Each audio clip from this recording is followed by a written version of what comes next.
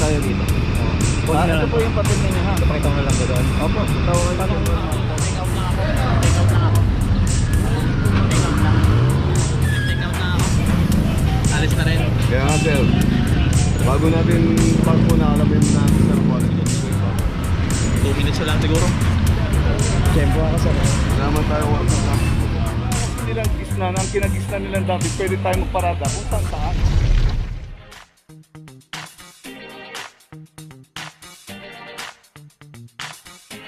Papajo TV!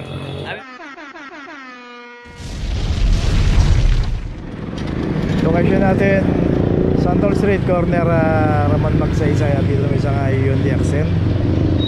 At dito rin sa kahaba ng Santol Mabuhay. Yan na po yung Ramon Magsaysay o LRT. Bawal po pumarada rito. 2408. So yung truck na yan, yung dalawang truck dito, yan, okay na po yung pagparada niyan. Basta wag lang po natin harangan tundaanan ng tao.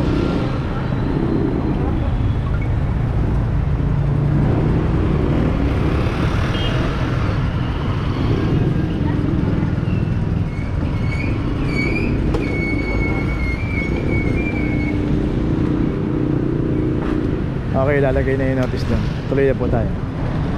Location natin P-Campa, corner Loyola Street. Dito isang Mitsubishi Mirage. Dito yung pagkakaparada ng Mirage, street corner. Dito nga makikita natin sa kahabaan ng P-Campa. Both side may nakaparada, pay parking, secondary road. At meron po parking attendant niya. Paparada tayo, matatagalan tayo, hanapin po natin at magpa-assist tayo kung saan pwedeng po tayong paparada na hindi po natin alam kung bawal o hindi, kagaya ito street corner. Kasama po sa inuhuli ng clamping operation ito at merong violation ng street corner doon sa ini-issue ng notice. 2331.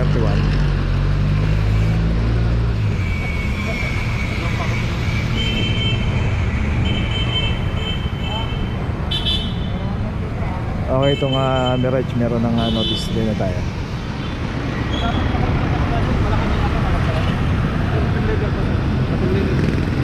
Okay, dito ngayon tayo sa Dapitan, corner Gelino Street.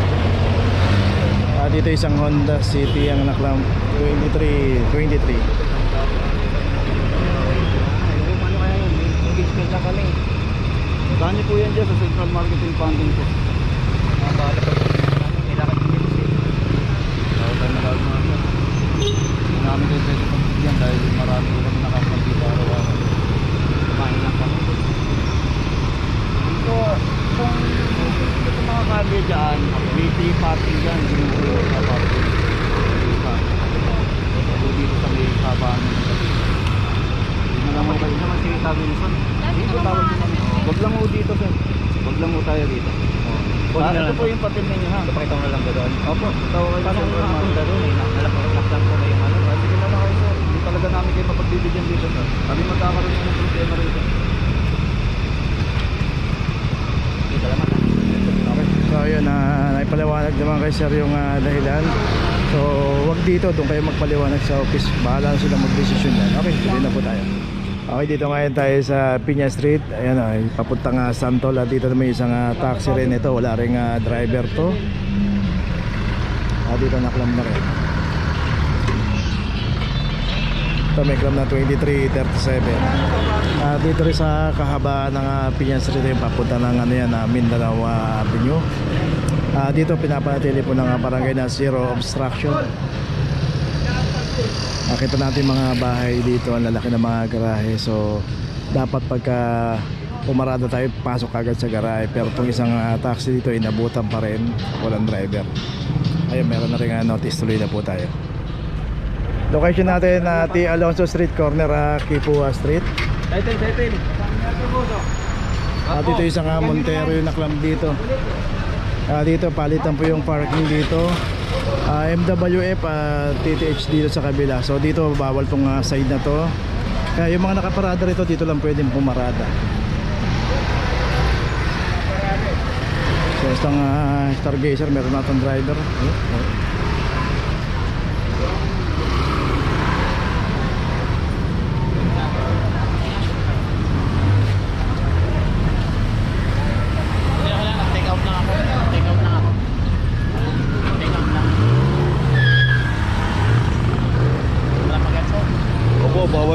sir, one side parking na tayo. Nag-take out na ako. Alis na rin. Kaya nga sir, bago natin park muna, alamin muna natin sir, wallet dito yung babay. Kasi one side parking na tayo dito sir.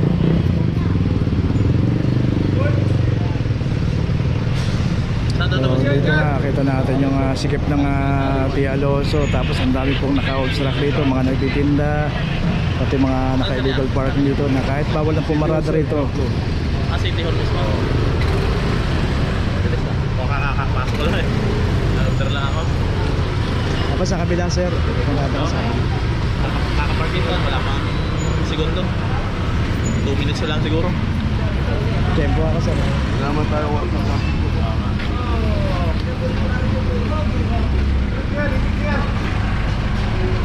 So yun nga, wala pang 2 minutes sir dito, pero yun nga, na-tempoan dito.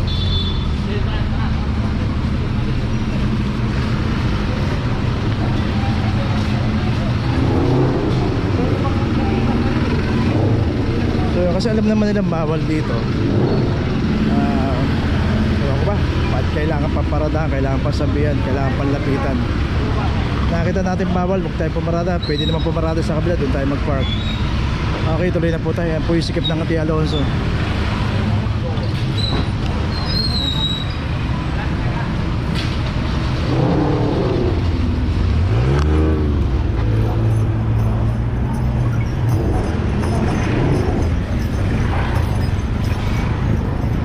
Okay, dito pa rin tayo Tia Alonso, corner sa Cateros, isang Strada 2329 na Toyota Hiace.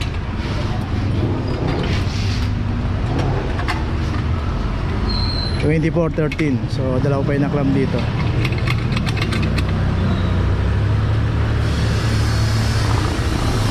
So dito makikita ka natin, ayan. May naka-parking, may mga motor, may mga nagtitinda. Napakasikip po ng Tia Alonso. So attention na lang din po doon sa mga ibang sir, shout out. Ingat sir, ingat. Okay, kasama ko eh. Ingat, ingat. Attention na rin po sa mga ibang clearing operation. Kailangan na pundahan itong Tia Alonso. Kita natin yung daloy ng traffic rito.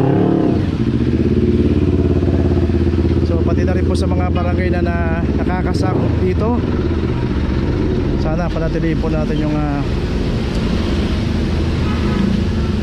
mag-clearing po tayo rito kasi nakakaabala po pagka dumaan ka rito. Talagang mauubos ang oras mo rito. Ay nako. Location nila ganito. So itong Hiace.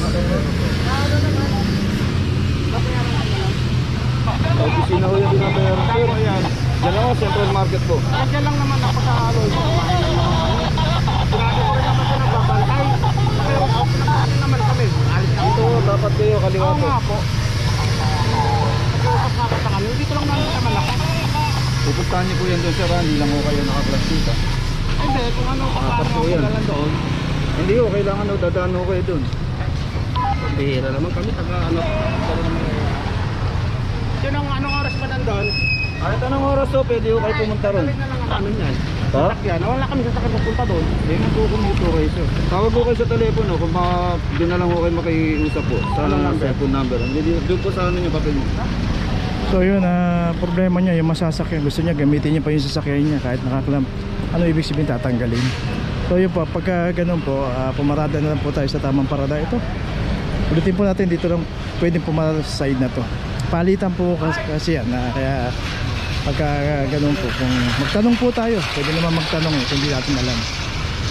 So ito, punong-puno ng mga tinda na to. Ganito po, kasikip sa Tia Alonso. Kaya corner na tayo ng Omping.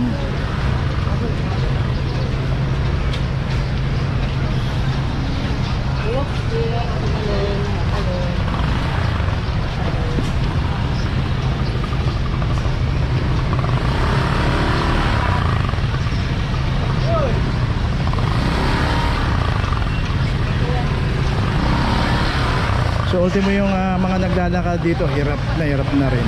Kahit nakamotor ka, hirap din dumaan.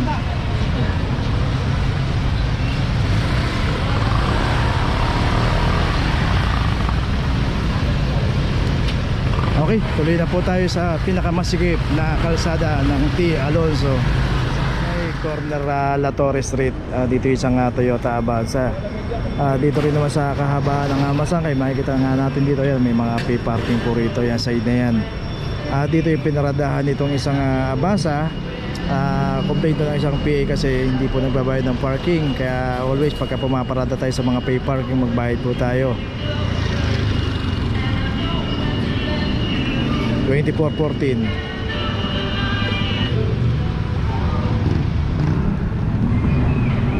Okay, itong isang Avanza na hindi nagbayad ng parking, may notice na, tuloy na po tayo. Okay, nandito na ngayon tayo sa opisina ng clamping sa impounding dito sa Central. Dito na po nagtatapos ang ating vlog. Maraming salamat po sa mga subscriber, sa mga viewers, sa mga napadaan po sa ating channel. Maraming salamat po sa mga suporta nyo. Sa mga hindi pa po nakakapag-subscribe, subscribe na po tayo mga kabayan. Maraming salamat po. Mabuhay!